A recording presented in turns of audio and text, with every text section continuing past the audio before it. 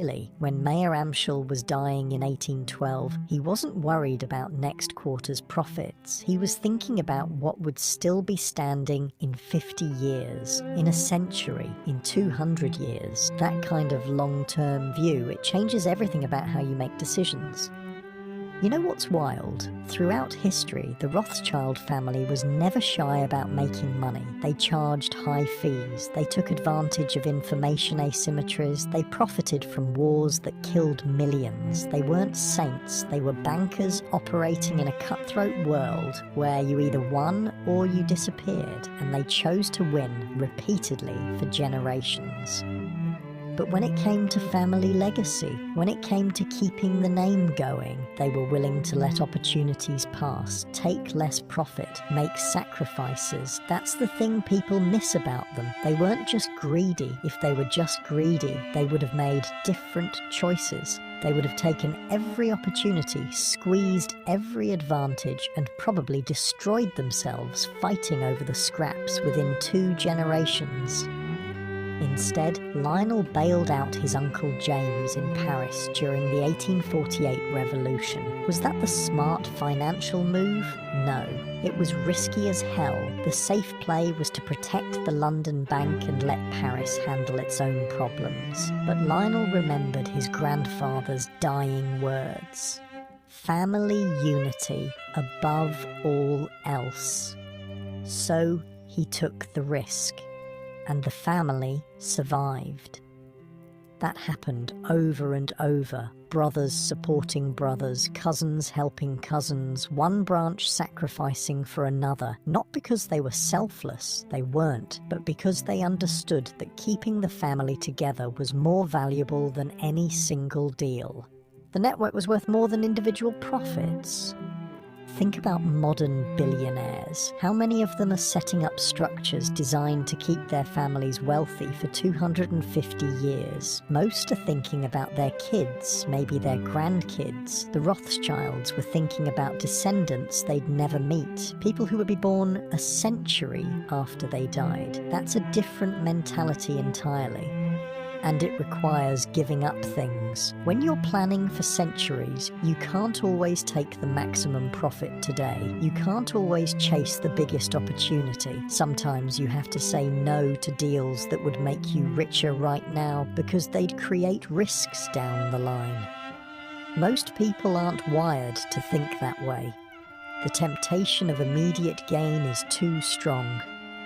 The Rothschild approach is both respected and kind of scary when you really think about it. Respected because it worked, because they're still here, still wealthy, still influential after so long, but scary because it required a level of family discipline that borders on cult-like.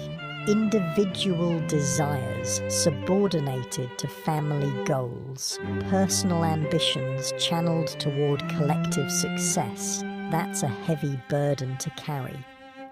The modern generation doesn't carry that burden the same way, can't really. The world's changed too much. When your options are starve in a ghetto or build a banking empire through perfect family unity, the choice is clear. When your options are maintain modest wealth with freedom or maximize wealth through rigid family hierarchy, the calculation's different. People choose freedom more often than you'd think.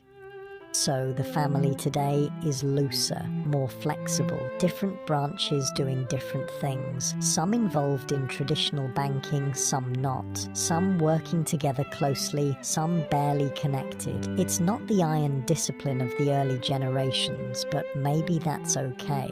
Maybe that's healthy. Rigid structures eventually break, flexible ones bend and survive. Still, there are lessons from the old ways that remain valuable. The importance of reputation, for instance. The Rothschilds always understood that your name is worth more than any single transaction. You can make a quick profit by screwing someone over, but you lose their trust forever. And trust in banking, in business, in life, that's the asset that compounds most powerfully over time.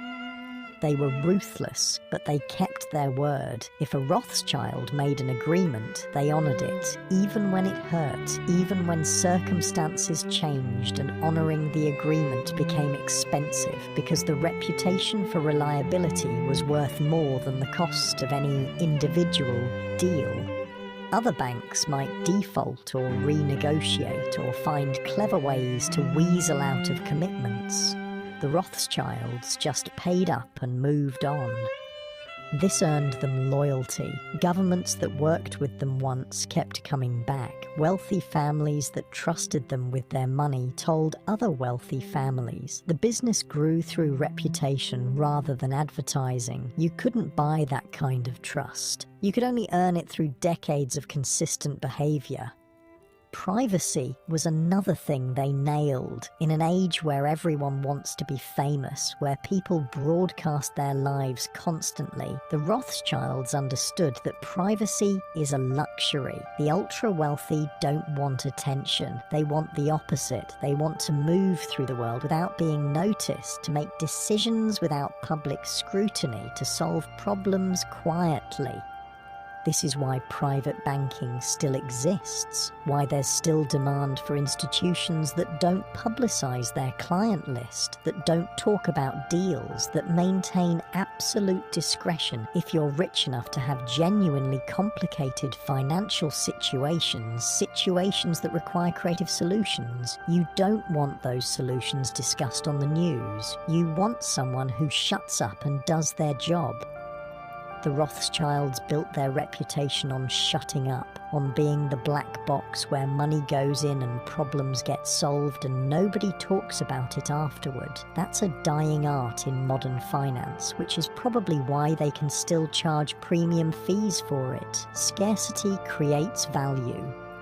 You're probably settling deeper into your pillows now, feeling the weight of your own day lifting as you think about all this history. Not like Mayor Amschel, who went to bed every night thinking about 5 different banking operations across Europe, wondering if his sons were following the plan, if the network was holding together, if everything would still be standing in the morning. The stress of building something that big, of coordinating across that many cities with communication that slow, it must have been crushing. Letters taking days or weeks to arrive. By the time you got a response, the situation had already changed. You're making decisions based on old information and hoping your brothers make the same call you would. That's not business, that's faith. And yet they made it work. Through the Napoleonic Wars, through revolutions, through economic crashes, the network held because each brother understood their role. Frankfurt was the home base, London was the financial powerhouse, Paris was the continental hub. Vienna and Naples were the supporting players. Everyone knew their job. Everyone did their part. Nobody tried to be the hero and grab all the glory. That takes ego management that's almost unbelievable. Think about putting 5 ambitious, competitive brothers in charge of different branches of the same business. The natural result is infighting, each one trying to prove they're better than the others, each one making decisions that benefit their branch at the expense of the whole. The whole thing should have collapsed in one generation from internal conflict. But Mayor Amschel's last lesson worked. Family unity above all else. They absorbed it, they believed it, they lived it, and when one of them was tempted to break ranks, the others pulled them back. The social pressure, the family expectations, the weight of history, it kept them aligned. Modern corporations try to replicate this with corporate culture and mission statements and team-building exercises. It never works the same way, because you can't recreate the bonds of blood and shared history. You can't generate that kind of loyalty with a paycheck and stock options. Family businesses have an advantage here that can't be duplicated. When it works, it's unstoppable. When it doesn't work, it implodes spectacularly.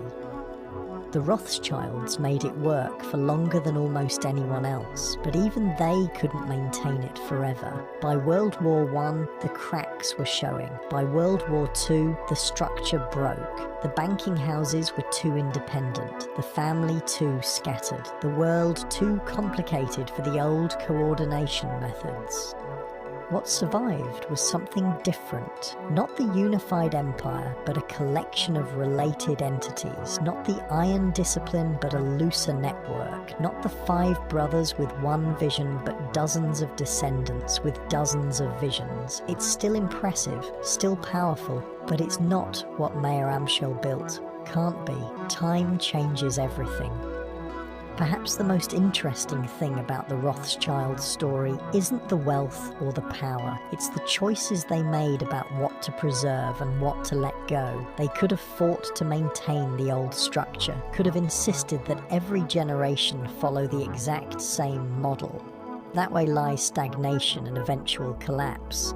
Instead, they adapted, loosened the reins, let the family evolve. That takes wisdom, real wisdom, understanding that the form matters less than the survival, that adapting to new realities is more important than preserving old traditions. Most family businesses fail because they can't make that distinction. They confuse tradition with survival. They hold onto the wrong things and let the important things slip away. The Rothschilds held onto reputation and relationships. They let go of absolute control and unified strategy. They kept the name and the standards. They released the rigid structure. The result is a family that's still wealthy and influential, but not in the same way. Not dominant but present. Not feared but respected. Not the biggest but enduring. There's something to be said for that approach, for knowing when to push and when to yield, for understanding that permanent dominance is impossible, but long-term survival is achievable. The latter might be less exciting, but it's more realistic, and in the end, more successful. Your warm bed is calling you deeper now. That's good. Let it. Let the weight of centuries of history, of family struggle and triumph, of fortunes made and lost and rebuilt, let it all wash over you like a wave, not like the Rothschilds, who carried that weight every day, who couldn't let go even if they wanted to, who were born into expectation and responsibility that most people can't imagine. They lived with the constant knowledge that their choices would echo through generations, that their failures wouldn't just affect them, but their children and grandchildren and great-great-grandchildren. That's a burden and a privilege rolled together. It drives you to excellence. Also drives you a little bit crazy.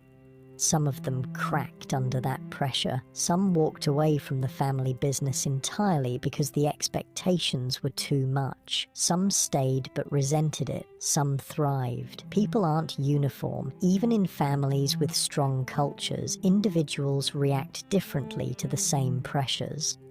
The ones who stayed, who took on the family mantle, they had to believe in it, had to believe that maintaining the legacy was worth the sacrifice, worth the stress, worth subordinating their individual desires to family goals. That belief, that commitment, it's what made the whole thing possible. Without it, the empire crumbles. With it, you get 250 years of influence and wealth.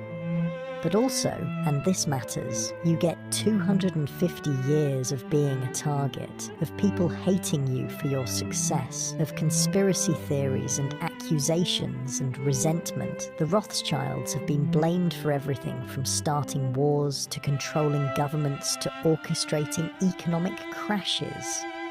Most of it is nonsense. Some of it has grains of truth wrapped in layers of exaggeration. All of it comes with being that visible, that wealthy, that powerful.